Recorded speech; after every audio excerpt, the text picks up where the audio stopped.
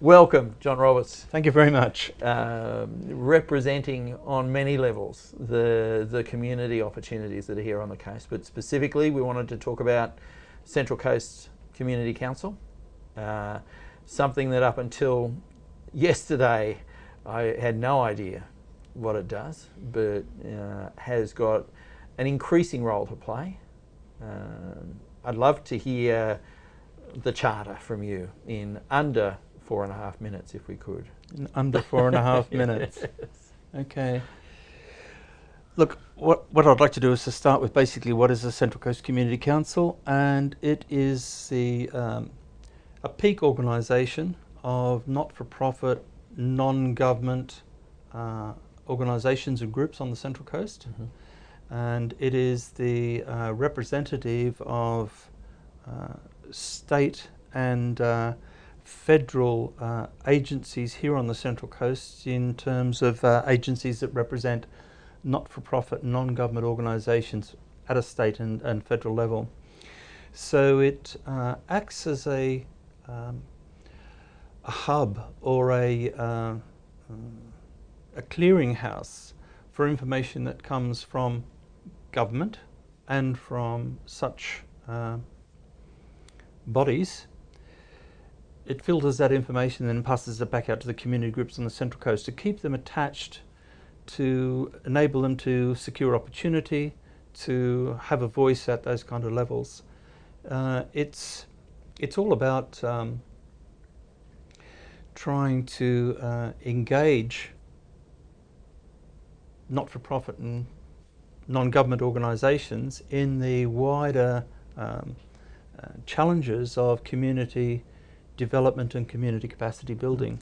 On that, is it about survival? What metric do you use, John, to say, okay, well, the community council has done a good thing? Is it about survival? Is it about the efficiencies of use of funds, or is it about generating more engagement between the community and these causes?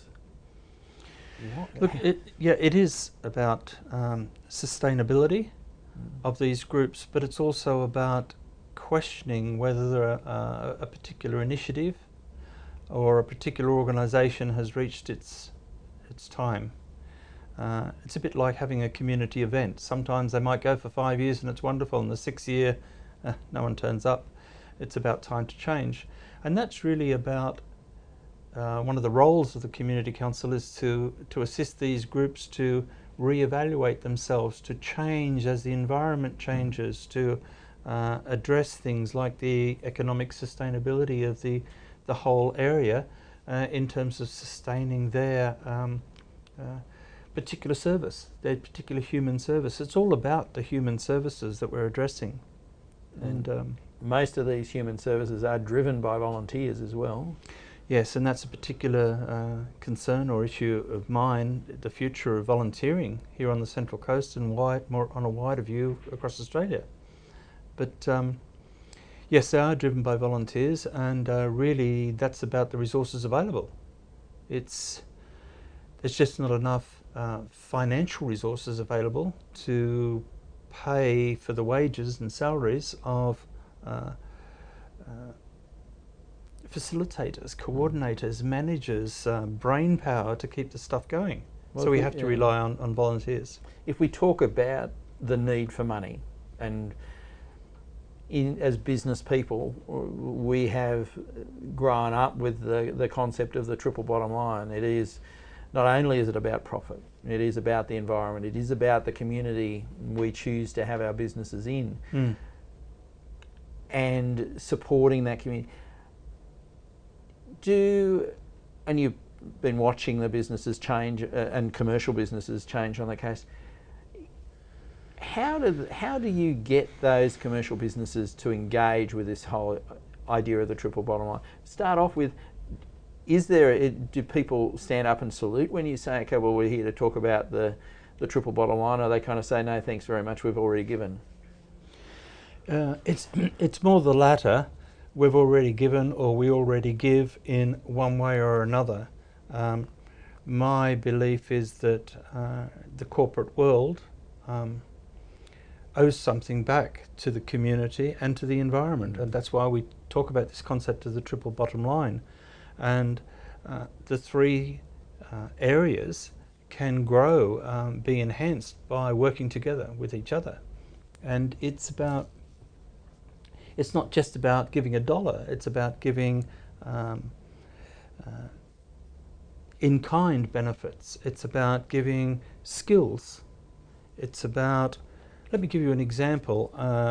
I go along to a number of corporate training events here on the Central Coast, and when I walk into the room, people go, "Oh, hi John," but everybody knows that I'm not from their village. I'm from the different place, and I'm almost like the obligatory community person. And when I'm asked why am I here, and I'm saying, well, what I want to do is I want to learn some of your skills so I can take them back to my village and teach my people. I'd love you. I think that's cool, and you should say that. I got halfway through why you're here. I'm not here to make you feel uncomfortable, but I'm here to remind you about your obligation as a corporate citizen to look at the community you work in. Let's jump to that. How can businesses do more with Central Coast Community Council to be more engaged with some of the extraordinary causes and opportunities there on the coast? Yeah, look, number one, start a conversation. And with maybe you. this is the beginning, Yeah. and start a conversation with the community sector, and maybe channeling that through the community council, because it has the networks to be able to provide that access at the appropriate level that you need. It's about trying to address the differences, building bridges or paths between a concept that we discussed recently, this village concept. There's basically three villages here. One is the business world, another one is government, and the third is the community.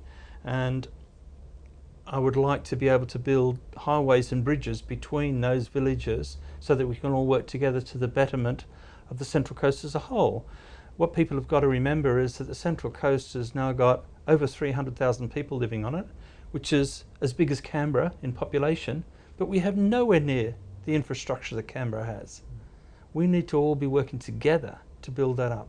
And that in turn will build up, it'll protect and build our environment, it'll protect and build and grow our economy, and it'll protect and build and grow our human services and our people. And until we actually all come together to achieve that, we will continue to operate in what I call our silos. And we've just got to break down those silos. We've got to build bridges between them. We've got to build roads and tunnels. Okay. I think I may have already just heard a bit of your rant. I'd love you to have another tilt at it, because you do have 60 seconds to talk about what gets up your nose. So, oh, look, what gets up my nose, the big thing that gets up my nose is the continued persistence in sustaining the silos. And the silos, in my view, are mainly driven by finance, by funding, and it's usually the funding bodies that set the criteria around the way that it needs to be spent, the outcomes that need to be measured. And so therefore, because I really want the finance, I focus on those to the detriment of anything else outside in our community. And these other things, you can't divide the community up like that. Everything is interlaced. Everything is dependent on everything else. And so it's about having a wider view, bigger than just our silo, bigger than just our funding criteria. We had a conversation this morning with a commercial operation talking about how they wanted to invest their donated funds and their donated time. Quite a big organisation, but I've found that enlightening and promising that they actually have a group of people that sit around and talk, because again, you and I have spoken about the fact that we've got $10,000, who do we want to give it to? Well, That's right. Boom, they need a new plasma, they need a new mower or whatever, now I'm going to fall foul of my own problem, and that is talking about sustainability. If you're going to give money, make sure it it teaches someone something. That's right. And improves the group. Yeah. Don't buy him a fish, get him a fishing rod. Indeed, yeah. And so I think the biggest challenge, if we could do something at Business Insider, you know, what metric would you put on us to say, okay, well, this would be cool if you could do this? The thing that we're lacking most really is devoted skill levels. Right. And it's a bit like the comment, gee, I heard it on the television last night, gee, I wish the CEO of Westpac became a politician or became the Prime Minister. And the fact of the matter is she gets $9.5 million a year. So, like, you know, do we really want to pay our Prime Ministers that? But it's a bit the same problem. So I guess I can't afford to buy that skill level, but God, I'd love it for a few hours. So if someone would donate that to me, maybe then I could use that, or we could learn from that. It's the fishing rod concept. That would be the greatest thing that could happen, because I'm certainly not going to be able to find the $9 million. I think that's an opportunity for us, Robert, to work out how we can maybe encourage people to give time. Yeah, and it fits with the volunteering absolutely. Argument as well, that whole discussion around the future of volunteering and the sustainability of volunteers. So if we talk about generating some generating some movement on this front, this community front, can we look to the politicians to generate that? Should we be, as business people, being more proactive, or does it actually have to come from your organisations or the organisations that the Community Council represents? Because we as Australians love pointing at someone and saying, this should be done. Yeah. Oh, no, I'm not going to do it. They do it. Yeah, why don't they do it? Indeed. So who's them? Look, I think it depends on the issue that we're trying to address. We talked about infrastructure. We can talk for half an hour about what do we mean by infrastructure, but generally speaking, it has to be a team effort. It has to be of the three villages sitting around the table together. That's government, and that's commerce or industry and community. And they have to want to go in the one direction, and dealing with the political arm is very, very important, because often they hold the strategic views on things, which then generates funding.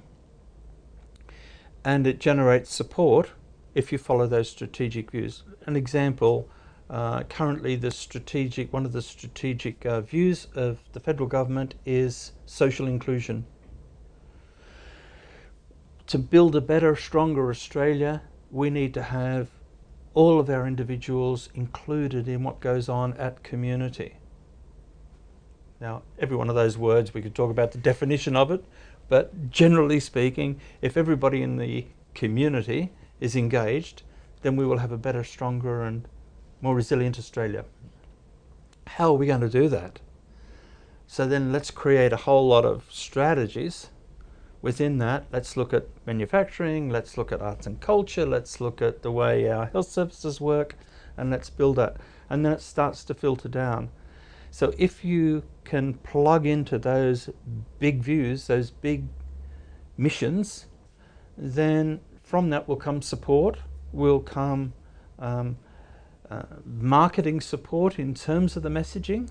So if you're following it, you're seen to be trying to assist pushing the big wheel. And the funding follows that, whether it's government or philanthropic funding. I believe that it follows that. So it is really important that if we can sit around the table together to decide what strategic direction we should be going in, and then we follow that, pursue that, if it meets the political aspirations, then we can win, we can succeed. We can even change those aspirations. I didn't, and you do see it. I didn't actually realise the importance of the government or the peak community body, which in our case is government, to generate the strategic directions. So in that case, it is up to them to ensure that they're measuring and assisting with some strategy, but then it's up to the community and the commerce to act on those. Oh yeah, and certainly to drive and to keep them honest as well, you know, because at the end of the day it's not industry or commerce that builds the roads, it's the strategic direction and funding that comes out of government that pays industry to lay the tarmac so that the community can drive along it. But at the end of the day, where that road goes and where the millions of dollars a kilometre comes from to build it, comes out of government. And you know, depending on how we define the infrastructure, you know, there are many, many other aspects of it. I hope we have many more conversations like this. The opportunity for Business Insider to be a catalyst and to be engaged and involved itself. You know, that's where we're coming from. Massive, massive opportunity. So thank you for your time. Thank you very much. And the first of many discussions, I'm sure. Thank you.